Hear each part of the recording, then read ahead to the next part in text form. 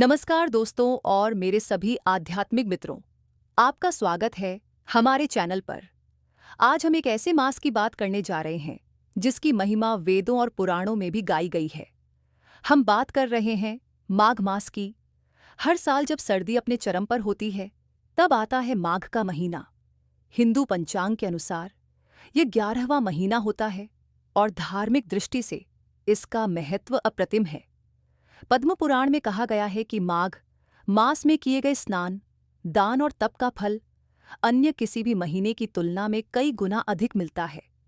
माना जाता है कि इस महीने में स्वयं देवी देवता पृथ्वी पर 11 महीने में आते हैं और प्रयागराज के त्रिवेणी संगम पर अदृश्य रूप से निवास करते हैं। जो व्यक्ति इस दौरान पवित्र नदियों में स्नान करते हैं उन्हें पापों से मुक्ति मिलती है और सीधे स्वर्ग लोक में स्थान मिलता है। लेकिन ऐसा क्यों? इस महिमा के पीछे क्या है पौराणिक कथा? आइए जानते हैं। कथा प्राचीन काल की है। एक बार राजा दिलीप, जो अपने धर्मपरायण स्वभाव के लिए विख्यात थे, अपने गुरु वशिष्ठ मुनि के पास गए। राजा दिलीप ने गुरु वशिष्ठ से हाथ जोड़कर पूछा, हे ऋषिवर, ऐसा कौन सा सरल साधन है जिससे मनुष्य बिना किसी कठिन तपस्या के भी स्वर्ग और मोक्ष प्राप्त कर सके? गुरु वशिष्ठ मुस्कुराए और उन्होंने राजा दिलीप को माघ मास की अद्भुत महिमा के बारे में बताया। उन्होंने एक ब्राह्मण की कहानी सुनाई जिसका नाम था नंदिभद्र। नर्मदा नदी के तट पर रहने वाले नंदिभद्र बहुत बड़े विद्वान थे। उन्हें अपने ज्ञान पर बहुत अहंकार था। उन्होंने जीवन भर केवल ग्रंथों का अध्ययन किया, लेकिन आत्मा की शुद्धि या पुण्य कर्मों पर कभी ध्यान नहीं दिया। जब वे वृद्धावस्था को प्राप्त हुए और मृत्यु का समय निकट आया तो उन्हें अपनी भूल का एहसास हुआ। वे पश्चाताप करने लगे कि उन्होंने जीवन भर केवल शब्दों में उलझे रहे और असली धर्म से दूर रहे।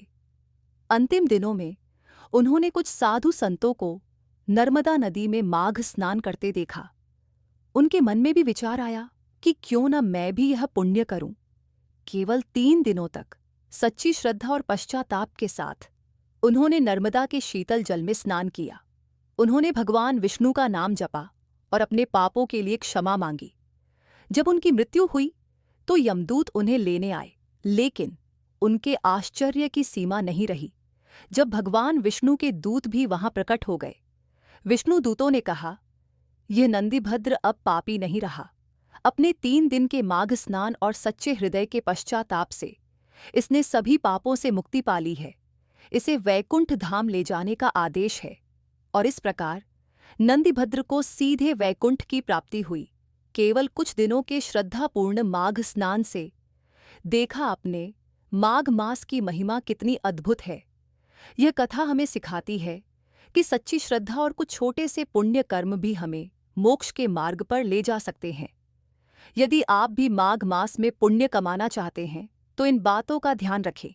ब्रह्म मुहूर्त स्नान, सूर्योदय से पहले पवित्र नदी या घर पर ही ठंडे पानी से स्नान करें। दान, तिल गुड़ कंबल घी अन्न या अपनी क्षमतानुसार कुछ भी दान करें।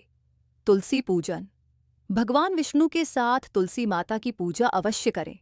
सात्विक जीवन, इस पूरे माह सात्विक भोजन ग्रहण करें और संयमित जीवन जिए। एक और कथा के अनुसार देवराज इंद्र ने भी गौतम ऋषि के श्राप से मुक्ति पाने के लिए माघ मास में गंगा स्नान किया था और अपना खोया हुआ रूप वापस पाया था। दोस्तों, माघ मास को हाथ से न जाने दें। यह आत्मशुद्धि और पुण्य संचय का सर्वोत्तम समय है। अगर आप नदियों तक नहीं जा सकते तो घर पर ही नहाने के पानी में थोड़ा गंगा जल मिलाकर स्नान कर सकते हैं। इस पवित्र मास में भगवान विष्णु और समस्त देवी देवताओं का आशीर्वाद आप पर बना रहे। अगर आपको यह जानकारी पसंद आई हो तो इस वीडियो को लाइक करें, अपने दोस्तों और परिवार के साथ शेयर करें और ऐसे ही आध्यात्मिक और ज्ञानवर्धक वीडियोस के लिए हमारे चैनल को सब्सक्राइब करना न भूलें। मिलते हैं अगले वीडियो में। तब तक के लिए जय श्री हरि।